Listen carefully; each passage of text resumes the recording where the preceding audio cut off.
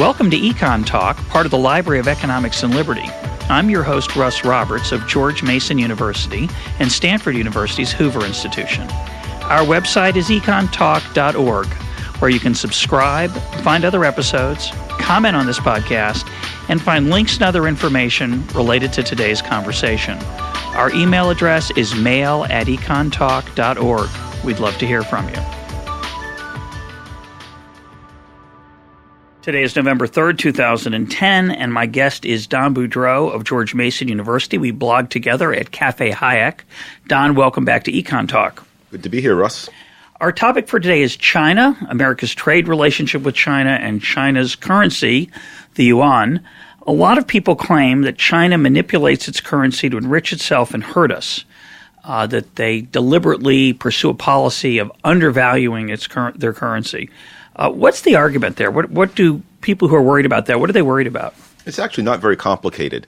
For Americans to buy things from the Chinese, Americans first have to convert their dollars into Chinese currency, the yuan, or sometimes called the renminbi. And so if the price of the Chinese currency, of the yuan, in terms of dollars, is low, then Americans get more yuan for any given amount of dollars. And that means that Americans get more, because they have more yuan, they can buy more Chinese goods. More chits to buy their stuff. They get more chits to buy their stuff. And so similarly.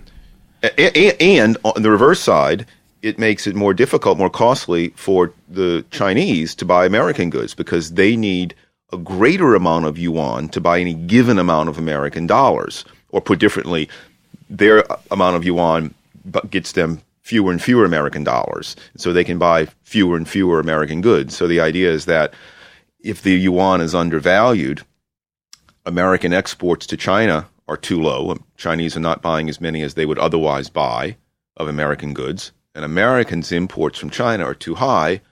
We're buying more Chinese goods than we would otherwise buy if the value of the yuan were higher. And is that a worrisome thing?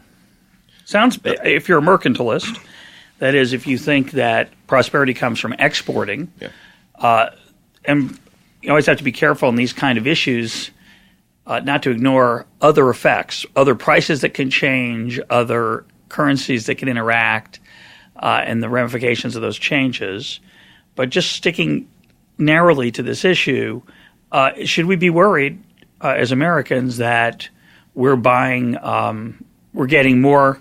Essentially, what if we strip away the veil of money, what it really says is that when we swap goods, our goods for their goods, we get more than we otherwise would. Is that a correct way to say it? That's exactly right. Our terms of trade are improved. We get more for less, and there's nothing wrong with that. So, in short, that seems like a good thing. It is a good thing. But why do people say it's a bad thing? What are they thinking? This is just one element of the larger species of protectionist misconceptions. Of course, on a wide variety of areas involving trade, protectionists get things wrong. You alluded to one. Protectionists think that exports are the benefit from trade and imports are the price we have to pay. So that we can make stuff for other people. So that we can make stuff and send it abroad for Great other people jobs. to consume. Yeah. Or the notion that tariffs will save jobs here. Of course, it saves jobs in those industries that are protected by the tariffs. It reduces the number of jobs in wages in import competing. In other industries that might export or not. And so this is just a species of an element of the common misunderstanding that protectionists often have. Protectionists are world champions at looking at only half the argument. And so it is true that a lower-priced yuan makes it more difficult for some American producers to compete. But it also releases, this is the other part of the story, the part that you so beautifully referred to in the choice, by the way. It also releases resources and labor to produce things here in America that we would not otherwise be able to produce. We get more for less.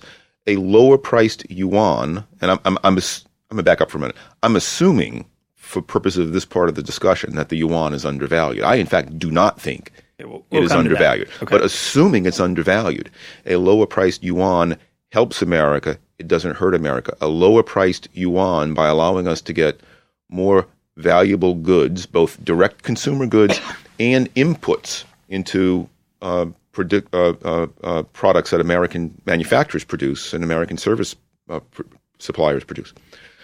It makes us wealthier. In the same way that if suddenly there was a change in the atmosphere and cell phones started falling down from the sky free of charge, well, we wouldn't be made worse off. Cell phone manufacturers and their workers, but society would be made wealthier.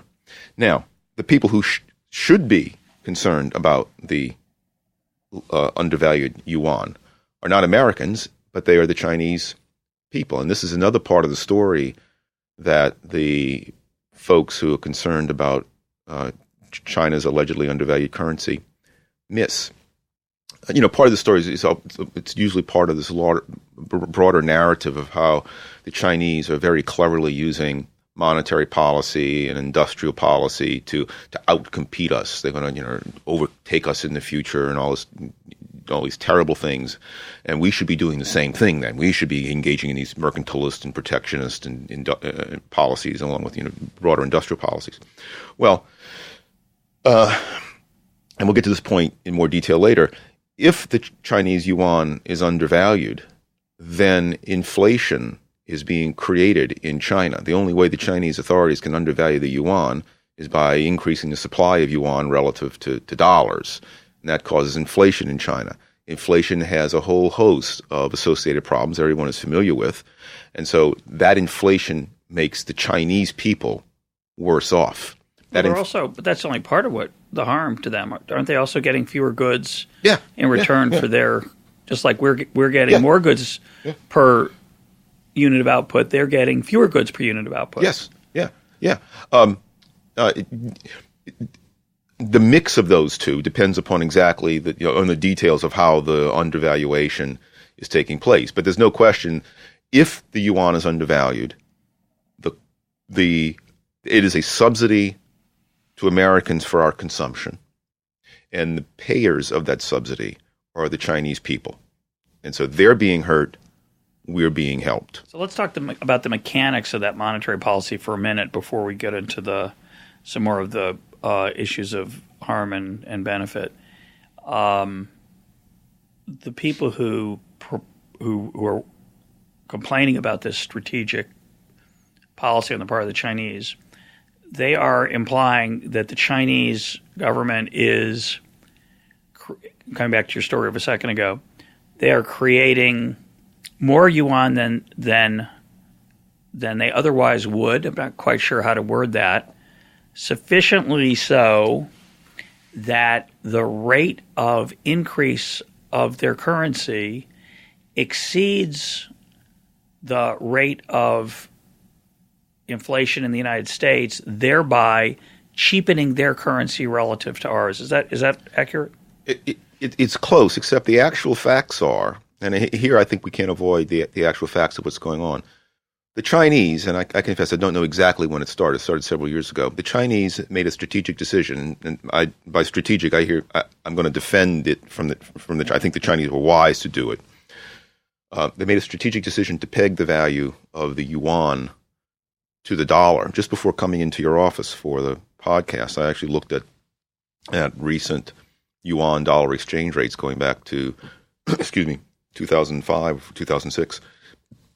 And it's very, very stable. There have been a few periods where the value of the yuan has actually risen a little bit against the dollar. But it's very, very stable. Right now it's around 6.8 yuan to the dollar. And so it isn't as if, so this is the first point to clarify, it isn't as if every day the value of the yuan keeps plunging. Keep sucking more. Yeah, I mean, it may fall a little bit today, it may rise a little bit tomorrow. The Chinese have made a decision, the Chinese government made a decision, or Chinese central bank, to peg the value of the yuan closely to the dollar, and lets that value against the dollar change only within a very narrow range. Now, why do the Chinese do this? Of course, the mercantilist story, and the story that everybody seems to know is true, although I think it's not true, is that the idea is so that it makes Chinese exports artificially inexpensive for Americans and makes American and other world imports artificially expensive for Chinese consumers. I think a more plausible explanation is that the Chinese government wanted to commit itself to a stable monetary policy. And the dollar, relatively speaking, among all currencies, and the dollar is still the world reserve currency.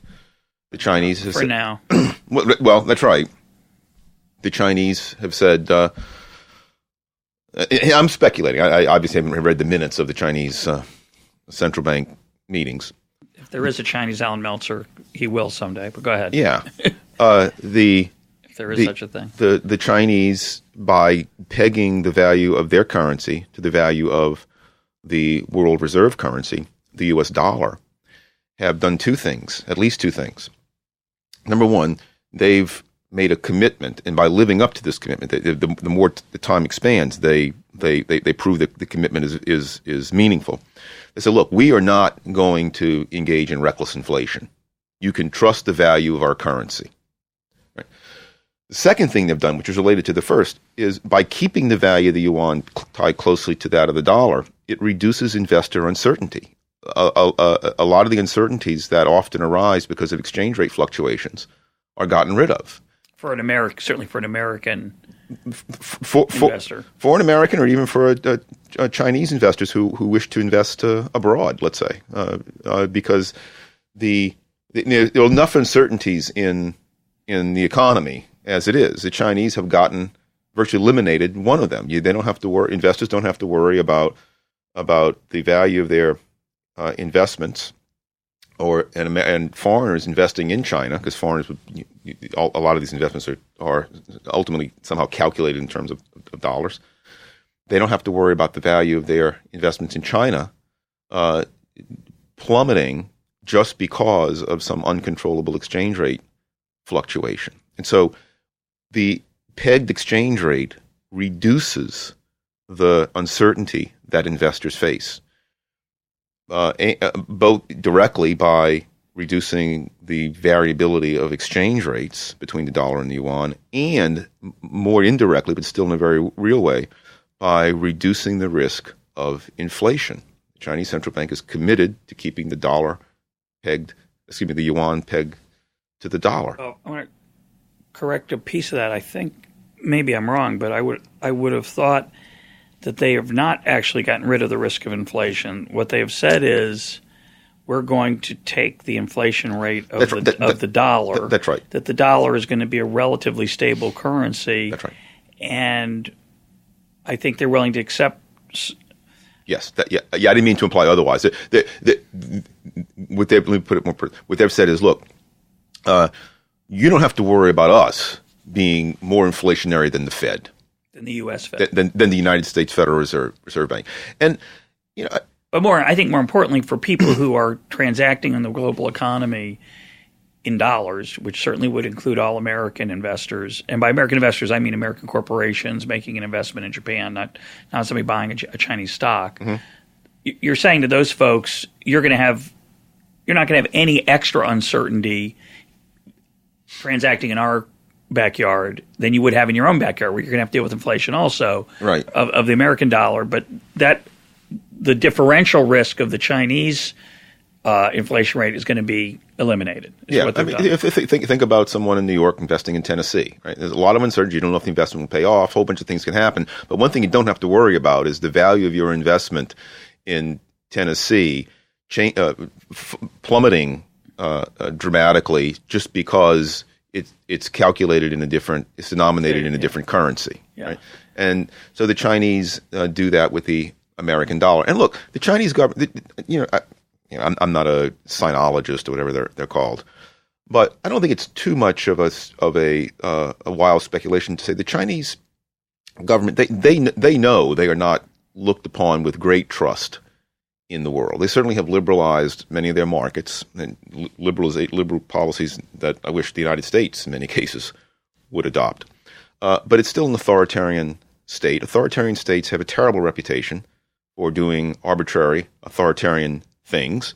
More generally, governments that use have fiat currencies have a terrible historical record of using inflation to get out of trouble when they get into trouble.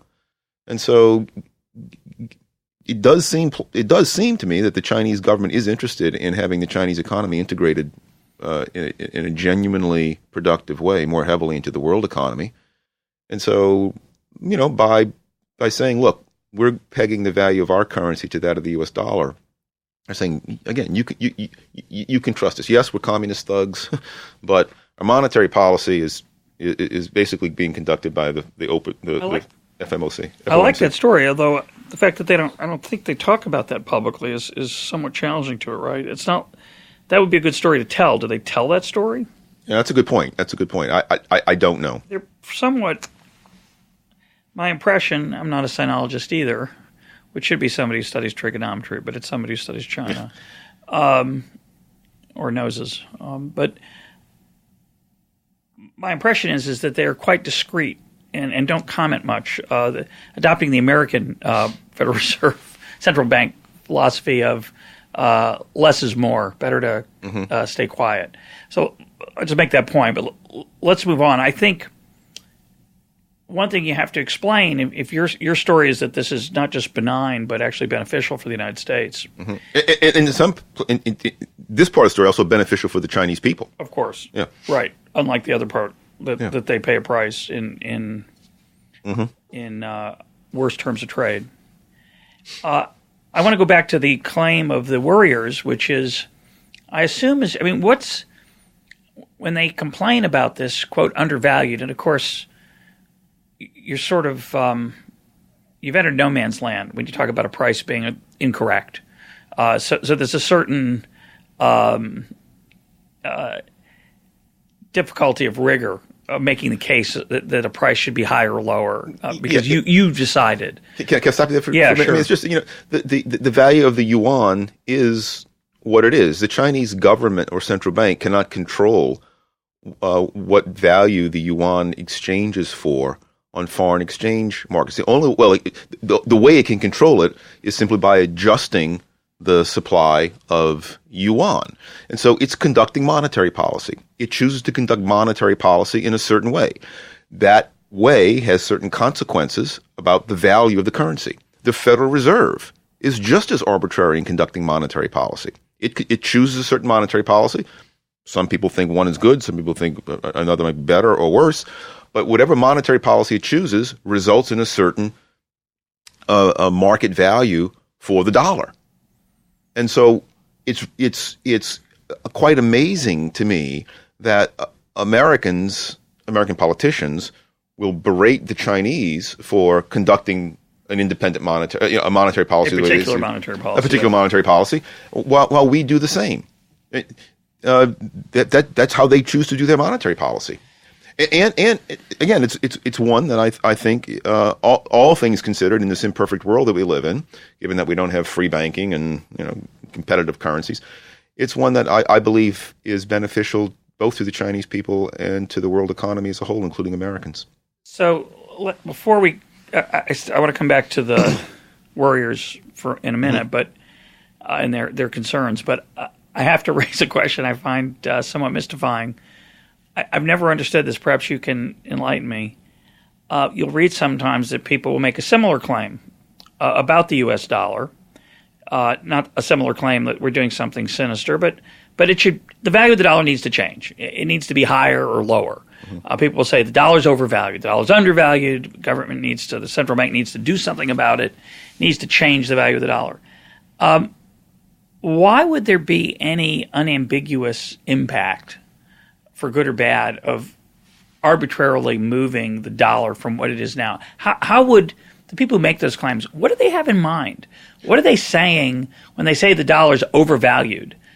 They're arguing, I guess, implicitly that if we pursued a different monetary policy that you were just referring to than the one that we're doing now, that somehow we would change the price of American goods relative to other goods as if, one, all other currencies would do nothing in response, right. and two, as if prices wouldn't adjust to offset the so-called benefits of that policy. I find that totally mystifying. Yeah. So when I get interviewed in the media, which I don't get interviewed very much on this because you'll see why in a second, and they say, is the dollar, do we need to raise the value of the dollar? I always say I have no idea.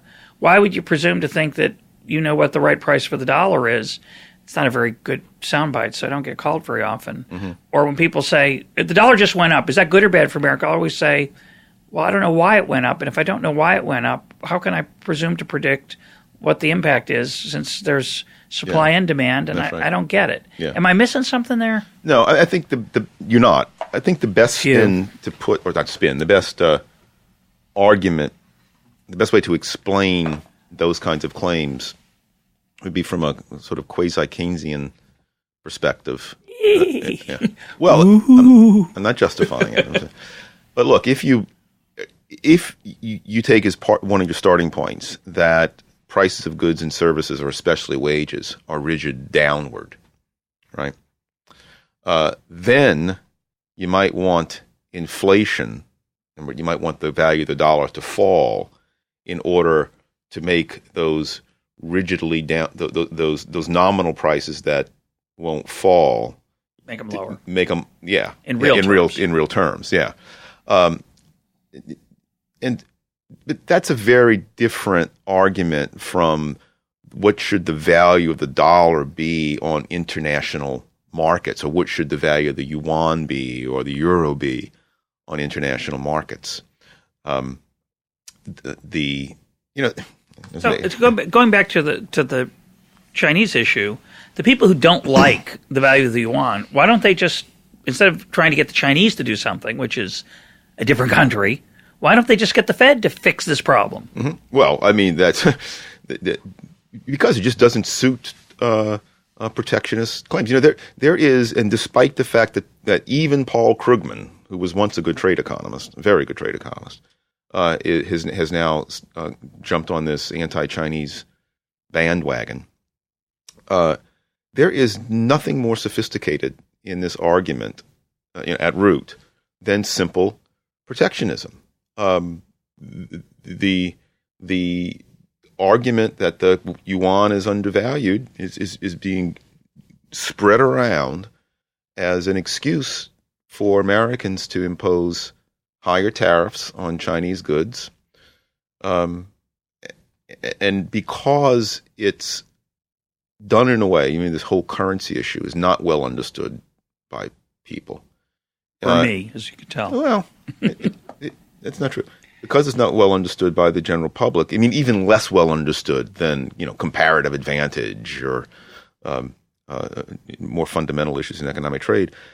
It sounds to a lot of people, okay, I'll just trust the experts. They say that the Chinese yuan is undervalued, and that's, by saying it's undervalued, that sort of implies its value is something that it shouldn't be.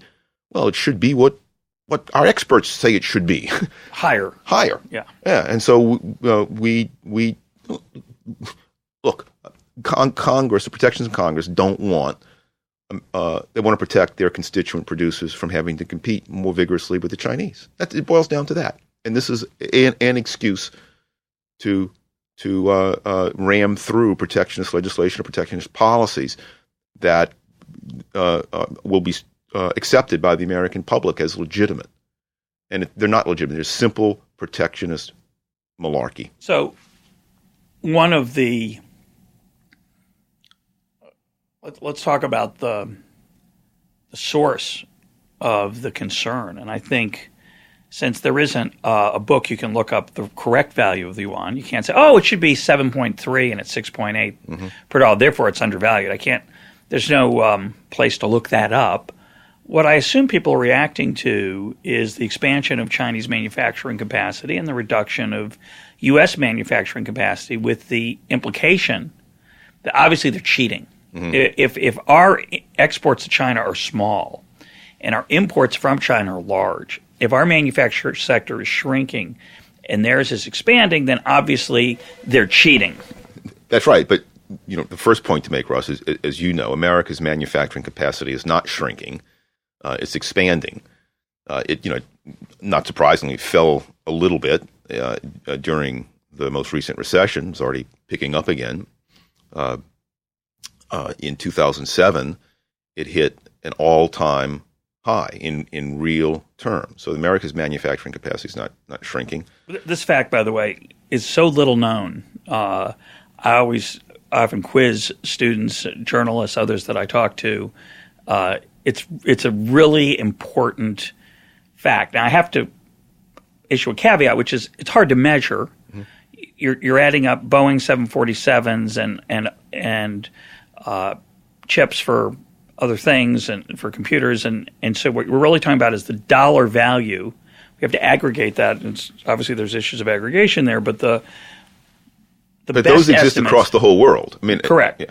But the point is that U.S. manufacturing output is massively larger than it was 30, 40 years ago. It's double or triple, if I remember real correctly. Value terms. Corrected for inflation. We are not being hollowed out. We are a giant in manufacturing. However, as employment's been falling steadily as a proportion of total employment, manufacturing employment, and then even in absolute terms in some recent years, since 1950. So for the last 60 years, we've produced a lot more with a lot fewer people, and we call that productivity. So, but that doesn't stop the concern of people.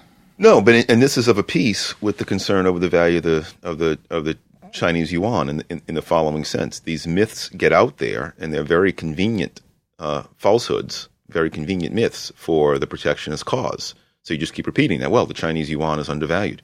The American manufacturing capacity is being hollowed out. Moreover, it's going to China. We don't make anything anymore. We flip hamburgers and sell cosmetics. That's simply not true. It's crazy talk.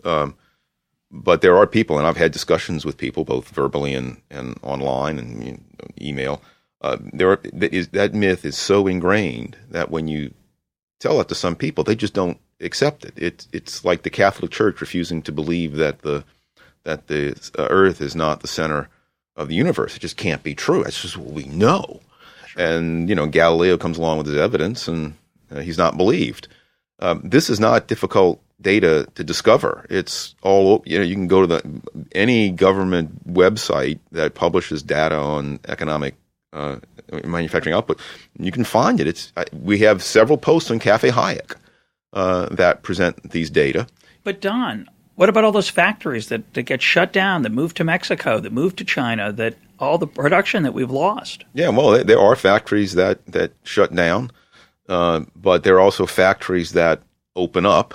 But more importantly, even the factories that exist that are not shut down are used ever and ever more efficiently. Not only do you have more output per worker, but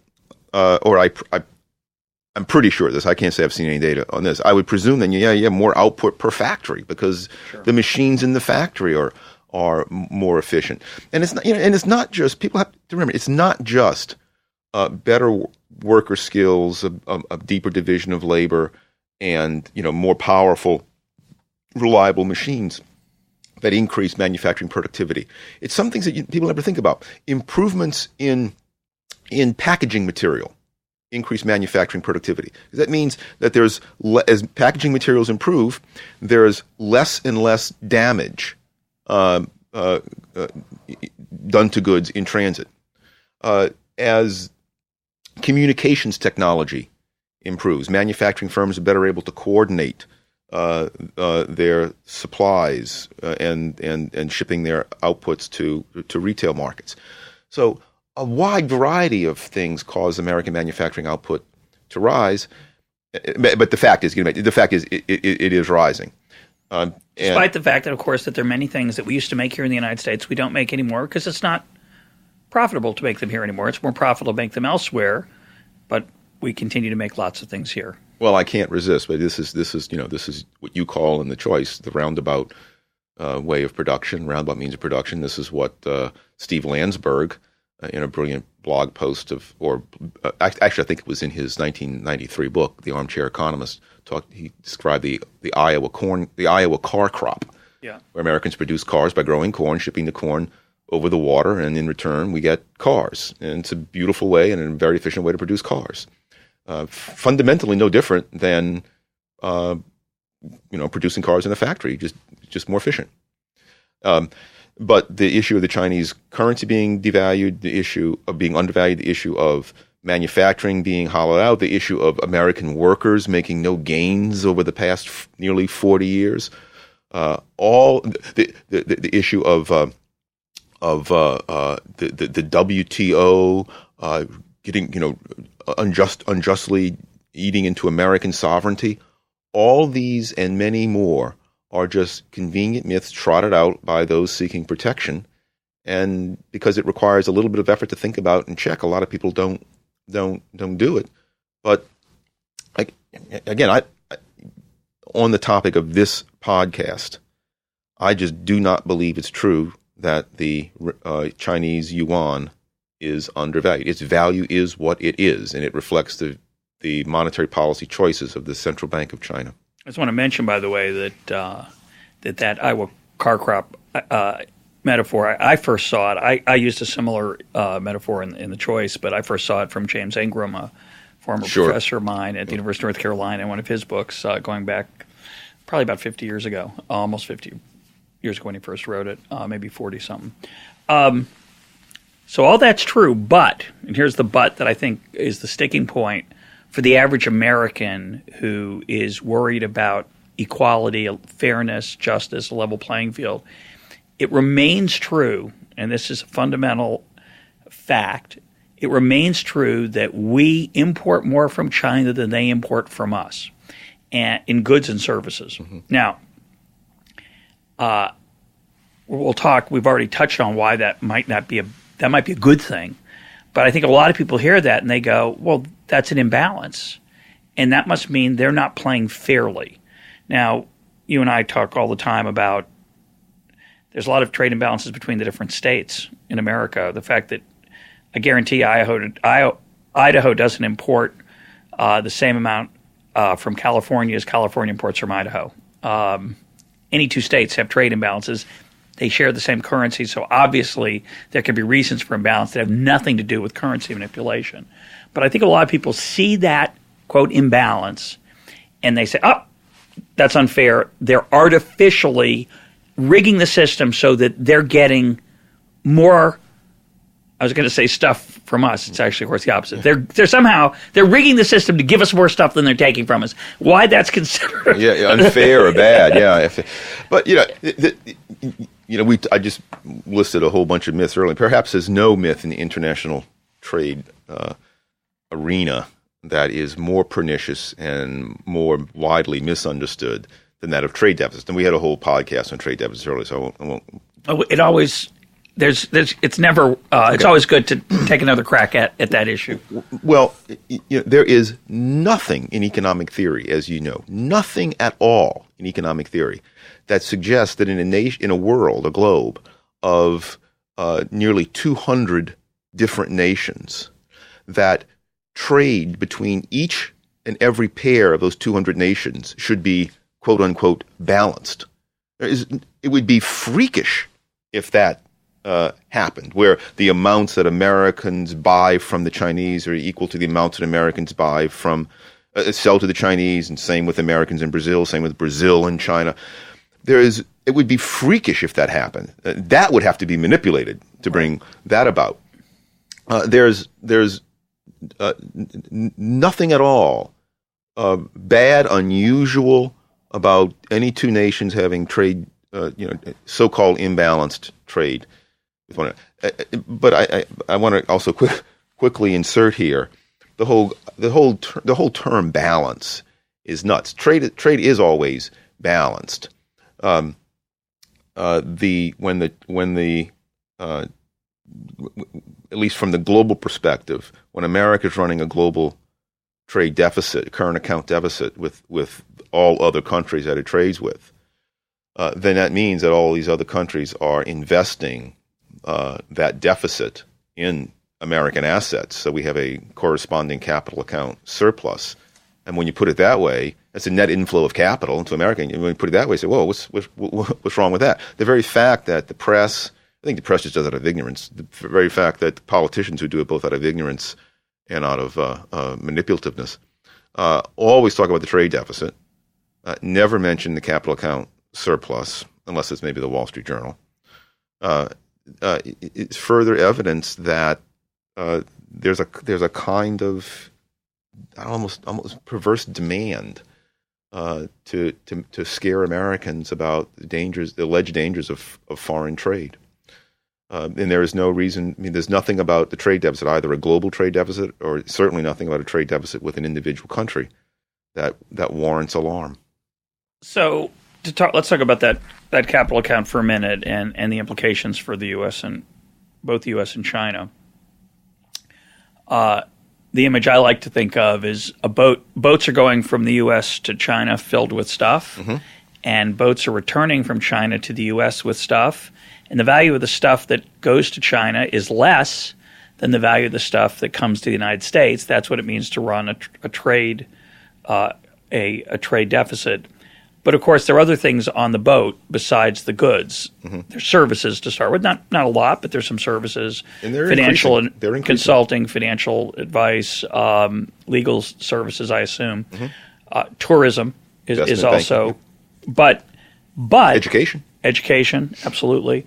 But the most important part that's missing when you look at the boats is there's also little pieces of paper on the boats going from the United States to China, because as you point out, trade's always going to be certainly balanced worldwide. So if you want to think about all the countries we trade with, we send them a bunch of stuff, they send us a bunch of stuff. But if we're running a trade deficit, it means we're also sending them, in addition to stuff, we're sending them claims on future on American assets in many, many diverse forms.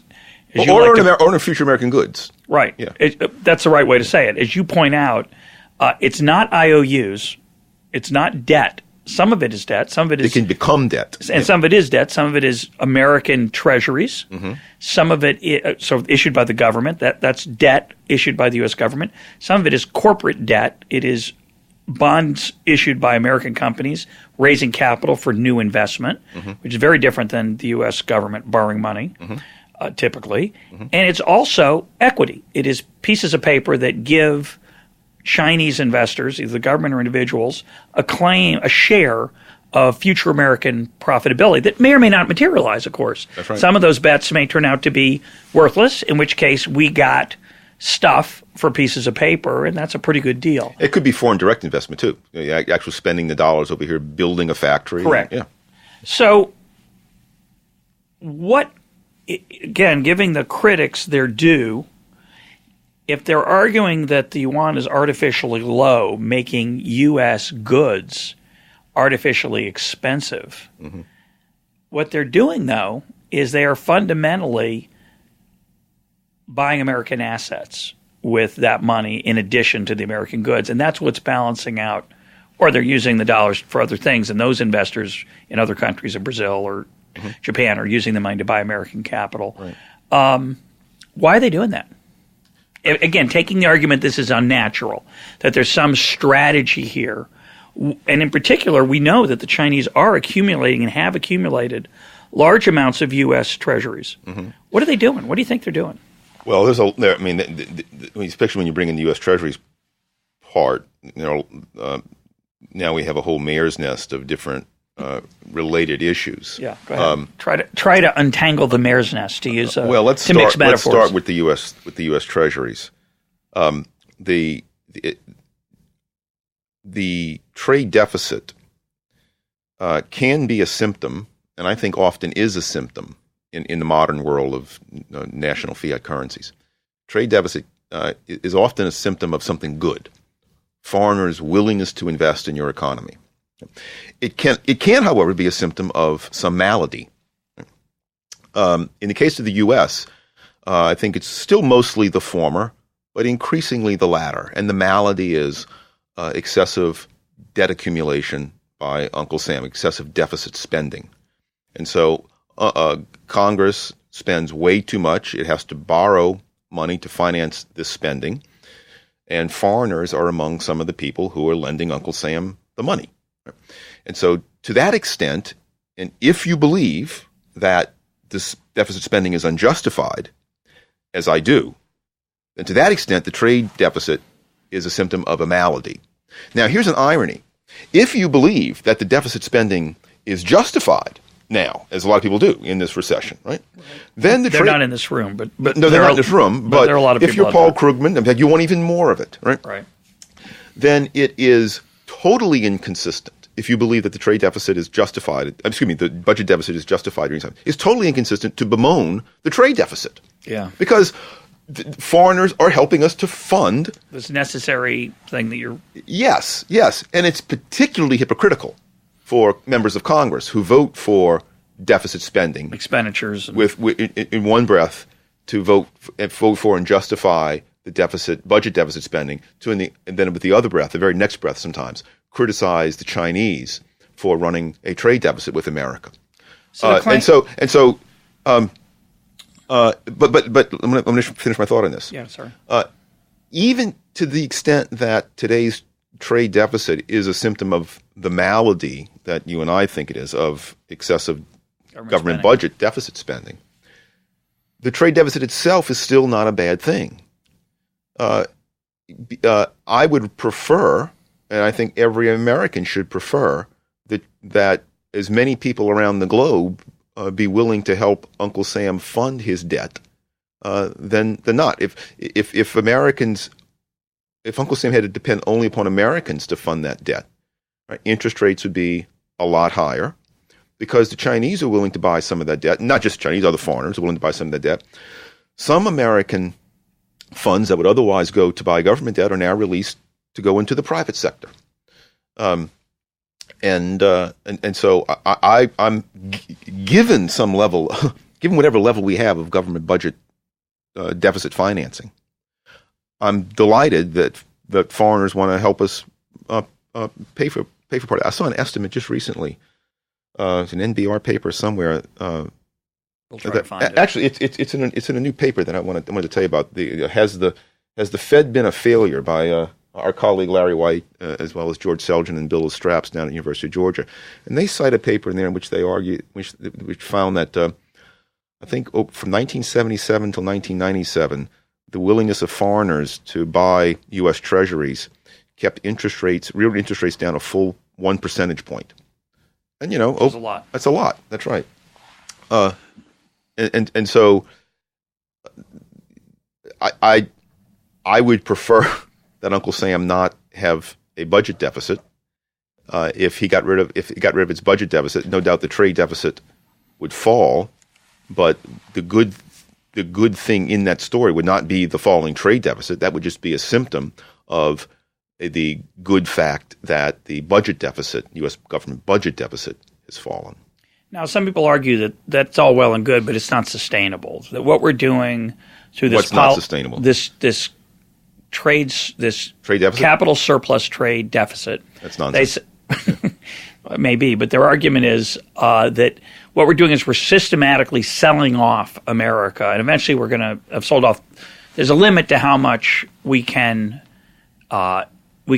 can invest here, and therefore this policy can't continue. This quote imbalance. Well, this issue ties in with the myth that the budget, that the trade deficit is the same thing as debt. By the way, even John Cochran at Chicago, who's a very good economist, he had a very nice piece last week in the Wall Street Journal, and even he slipped, perhaps just unthinkingly, carelessly, into the error. He actually just wrote in a way that indicated that the trade deficit is necessarily debt, and it's not. That it's a claim that somehow we're living beyond our means. Yeah, it's just not true. And the example I like to give, I'll give it again before I get on to the other part of the discussion. If I buy, and I did this once, right? I'm now an Apple guy, but years ago I was a Sony guy, and I bought a Sony computer. I paid $2,000 cash for my Sony computer, and Sony computer was made in Japan. The Sony Corporation, which is headquartered in Japan, got $2,000 American dollars. Right? I don't know what the Sony Corporation did with those $2,000, but let's say it just stuck it in its cash register and forgot about it. Or let's say it invested it in land in Texas. Right? Then that means that the U.S. trade deficit with Japan, U.S. trade deficit with the world, rose by $2,000. But there was no debt. I didn't owe Sony anything. Right. And Sony didn't owe me anything. And that's just one simple example. But the standard argument is that when they buy U.S. Treasuries, certainly we owe them money in the future to pay those off. Of course, we may end up inflating and paying them back with less, but put that to the side. The part that drives me nuts, and I think you as well, is that if an American corporation's stock is purchased by a foreigner, that's debt. It's not debt. It's not debt at all. It's an expectation of future productivity. It may not come to be, right, but it's certainly – and there's a promise there that there's a claim on future productivity. If we continue – well, no, equity is not even a promise. It's a share of the future productivity. Yeah, but that corporation declines in profitability. Yeah. Correct. Then the loss in that case is borne by the foreigner and not by the American. Correct. Back to this issue of foreigners buying U.S. debt. It is true. We have to pay them. But the problem is that taxpayers in the future are going to be burdened with having to repay the debt. Right. The problem is not the identity or the place of residence of the debt holders, right? Yeah. And so the problem exists even if all Americans hold the debt or if all foreigners hold the debt. Jim Buchanan, his first great book, in fact, I think it was his first book as opposed to a collection of essays, was written in 1958 called Public Principles of Public Debt. And one of the myths, the then prevalent myths that Jim exposed in that book is the idea that the national debt, the budgetary debt, is no problem if we owe it to ourselves. It makes no difference who you owe it to. The problem is having to service the debt. And so all this concern that, well, we owe it to foreigners. They're going to get the money, and then what? Is if they're going to then hoard it and not use it to stimulate our economy? In which case, so let's say they do hoard it, right? So let's say all the debt's owned by foreigners. We pay it off, right? And then they decide to hoard the money. Well, great. So then they're not coming back to us demanding our resources and goods, leaving more for us. If, of course, they do spend the money in America, well, presumably that's what these people wanted. These protections wanted all along. Right. But I just want to emphasize the point that the identity, the nationality, the issuer of the passports of the people who hold U.S. Treasuries is irrelevant. What's relevant is the size of the debt burden and the interest and principal that has to be paid off in the future, meaning higher taxes or higher inflation to pay that off. But on the issue of on the other issue of equity, when foreigners buy real estate, that gets accounted for in the capital account, so it creates a current account deficit, or adds to the current account deficit. When they buy equities, when they do foreign direct investment here, whether it be buying an existing firm or doing greenfield investment, all of those things increase the U.S. trade deficit, current account deficit. None of those things increases U.S. debt. All of them bring capital to America. And that means there's just more to work with. It makes us more productive. Protectionists claim to be concerned about the wage rates that American workers earn. Well, there are a few relations in economics that are more well established than that over the long run, between worker productivity and worker compensation. You raise worker productivity, you raise worker compensation. You lower worker compensation in real terms. And just for the record, a lot of people claim that relationship's broken down in recent years, but they make that claim by they look at wages, ignoring benefits. That's why I use term compensation. Yeah. If you look at full compensation, you'll see that relationship's still very, very steady. Yeah. We've got about 10 minutes left. I'd like to look at an issue that came up in our recent program with Doug Irwin. Mm-hmm. Doug Irwin argued that going back into the data, which he did very effectively, that in the late 1920s and early 1930s, France pursued a monetary policy that brought a lot of gold in from the rest of the world. They became a significant holder of the world's gold stock. And the implication of that was that they had an enormous inflow of gold, which means that the rest of the world had an outflow of gold, which meant that because of the gold standard of its day and the implicit and sometimes explicit promises that nations had made about their currencies relative to gold, that they experienced deflation. What essentially happened is that France by hoarding gold, imposed a deflationary spiral on the rest of the world. It reduced the monetary base of the rest of the world. And therefore played a role in bringing on the Great Depression. When we had that podcast, some people said, well, isn't that what China's doing today? Aren't they pulling in U.S. dollars from by their trade policy, either because it's a sinister thing that people are worried about, or simply because of, if you're correct, that's just the way that their policy has turned out. There's certainly been inflows of American dollars into China as a result of their trade policy. Isn't that harmful to the rest of the world the way France was?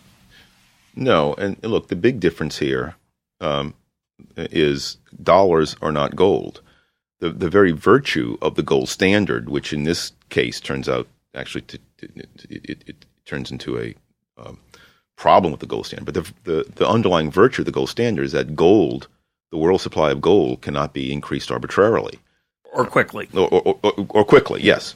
Right. Well, dollars can be increased as quickly or as much as you want, as we're about to find out here in November. Yeah, and so I mean, if it's true, if the Fed really is worried, rightly or wrongly, about the Chinese causing deflation in America by absorbing U.S. dollars, then we don't have to jawbone or take punitive steps against China at all. We just increase the supply of dollars, and it can be done immediately, as much as we want. There's no problem with gold there at all. But again, I don't think that's what's going on.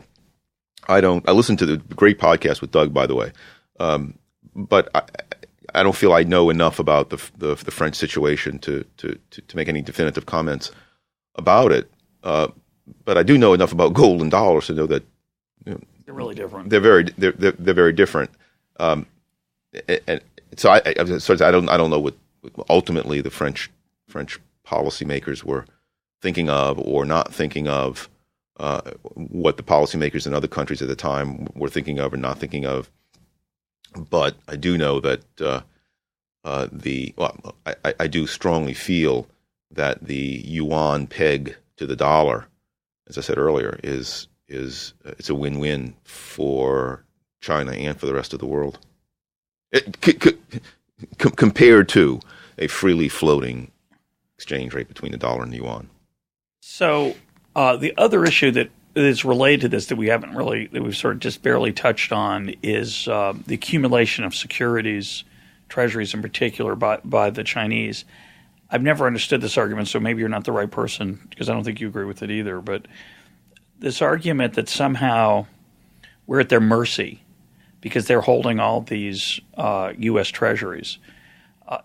Aren't they at our mercy? Well, there's that aspect. Aren't they at risk, and they've talked about it publicly, that if there's large inflation in the United States, which many people now are expecting, that the value of the promises we've made to them to repay the treasuries that they bought, that what that will buy will be less than what they expected when they bought them. Mm-hmm. Why do you think they're holding? I think I asked this before, but I'm not sure you answered it. What do they think? Since I don't think it's a sinister plan to hurt the United States, why are they holding so many U.S. treasuries? Any thoughts? It's a quote store of value is a standard thought, but is that all? Yeah, I don't know, and I don't want to speculate on what the Chinese government is thinking on that front. But I agree with you completely. I mean, people should, all right, this whole foreigner versus non-foreigner thing. Let people, okay, so the Chinese government holds a lot of U.S. treasuries. Okay, now what can they do? Right? These treasuries are term. Right? So it's not like the Chinese government can say, all right, I want to be repaid right now. Right. They can't hurry it up. They can't hurry it up. What they can do is sell them. Sell them. As Milton Friedman pointed out, well, if in order to hurt America, if they dumped a lot of them in the market, right, what that would do would dramatically lower the price of the treasuries, dramatically raise the interest rate that Uncle Sam has to pay to borrow additional money. To borrow additional money. They'd be competing with these Chinese treasuries on the market. That's exactly right. And one thing he says, okay, well, this would just be a natural consequence of an irresponsible fiscal policy followed by the U.S. government. Suppose people around the world, Americans and non-Americans, assessed U.S. fiscal policy and suddenly got panicky. Well, let's sell U.S. Treasuries. And that would be a market signal that the fiscal policy was unsustainable. Now, in the case of the Chinese, the concern is not that they're doing a market signal. They just want to be mean to Americans. They just want to play, or maybe they have some diplomatic or strategic thing. They want to make, U.S. government, how dare you interfere in our relations with Taiwan? Because if you do, we're going to dump your treasuries. Dump treasuries. Okay. The argument is that the Chinese will sacrifice their own economic advantage, right, in order to impose an economic harm on the U.S. Well, okay, they might do that, but notice they would suffer if, in fact, because they can't. They have a huge stock of them, by the way. By starting to sell them off and starting to lower the price, they're diminishing the value of what they hold. Yeah. But if in fact the market value of these things, we can agree that the market value of these treasuries would fall for a long time if China decided to divest itself of all of its U.S. Treasury holdings. Then one has to ask, well, still, what Uncle Sam can then choose to behave to behave in a non-economically rational way, just like the Chinese are doing. Let's take I think let me back up. You need something like the U.S. Chinese Taiwanese issue to make any sense of this story at all. The Chinese are just not, for the hell of it, going to dump treasuries to hurt the U.S. They would only threaten to do that and carry out that threat to achieve some other non-economic end, right? All right, and so the worry is that the U.S., because of this economic threat, will succumb.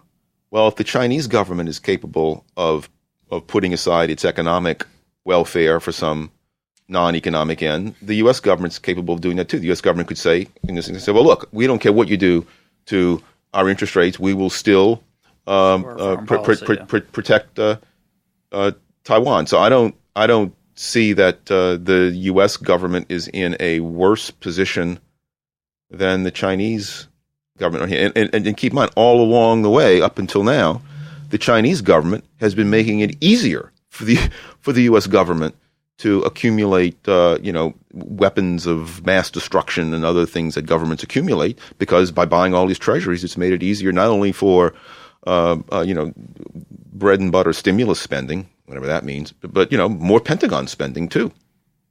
Yeah, I think at the root of all this is a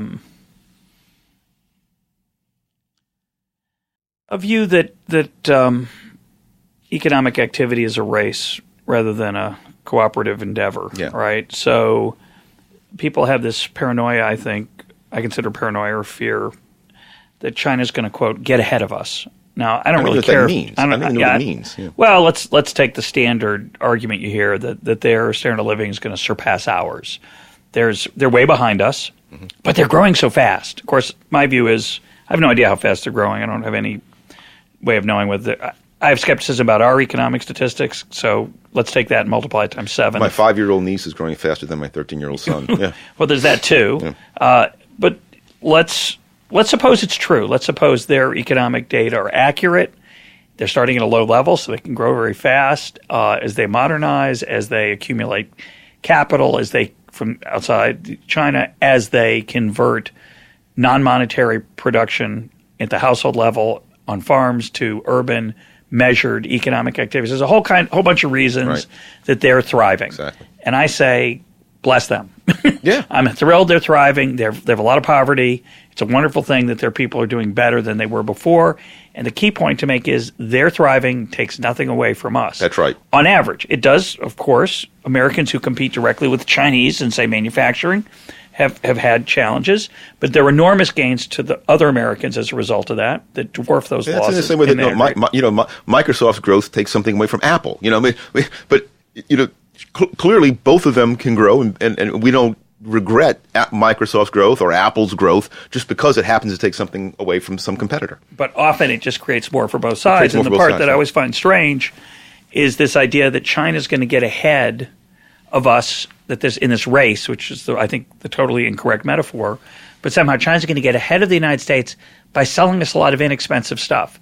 Now, of course, if they do that, we get ahead an enormous amount as well because we don't have to spend as much money on this stuff. Yeah. So the only way, if that's what you're worried about, if somehow you think that the American way of life, that your happiness depends on us being number one, which to me is absurd and bizarre, and I'd be thrilled to be number two if by being number two we had a much better life than we have now and we lived longer and had better, richer experiences as human beings. But if for some reason you care explicitly about our ranking, the only way they can get ahead is by improving us.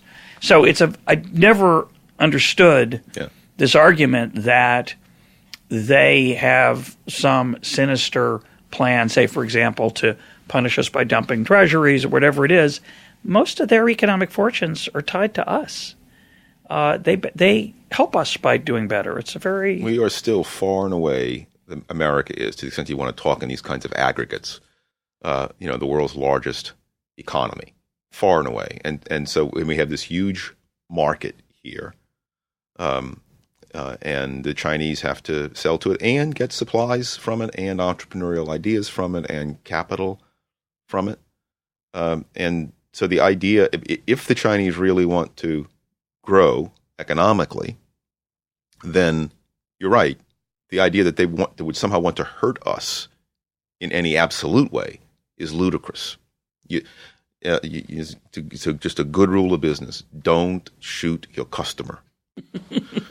Right? Don't debilitate your customer. Don't pick his wallet. And they're not doing that. They are making us richer. I think it's a sign of an intellectually confused argument, which is of course, protectionism is just a tissue of intellectually confused arguments, where so many of them boil down to they're hurting us by making us better. And so let's hurt us even more, and then we'll hold them down. Yeah, it's crazy. But people get their, I don't know where people get their economics from. They're reading op-eds by Pat Buchanan, reading books by this silly William Greider guy, and they just perpetuates all sorts of myths that may sound acceptable to someone who doesn't want to think more than 5 seconds about the issue, but to anyone who wants to think 6 or more seconds about the issue, you think, well, that really doesn't make any sense. And they can always read The Choice. Or Globalization by Don Boudreaux, which we'll put a link to both books up on related to this podcast. But in closing, people there are things other than economics. Obviously, there are military issues, foreign policy issues. Yeah. You and I are not experts on those. We don't pretend to be. What we're talking about here, though, are just the economics. Yeah. Well, let me on that last issue. Let me just mention one thing. We could put a link. You can put a link up to it because Liberty Fund just published it. There was a beautiful 1954 monograph by my teacher at Auburn, Leland Yeager, that Liberty Fund put up a year or two ago. It's got free trade in the title, and it's a really, really excellent overview of the issues. Even though it's from 54, it's not dated at all. And at the very end, he deals with the national security issue, and he recognizes that it's different from the more traditional economic issues. But he actually makes a strong case for why even that excuse for protectionism is often overblown. My guest today has been Don Boudreaux. Don, thanks for being part of EconTalk. My pleasure, Russ.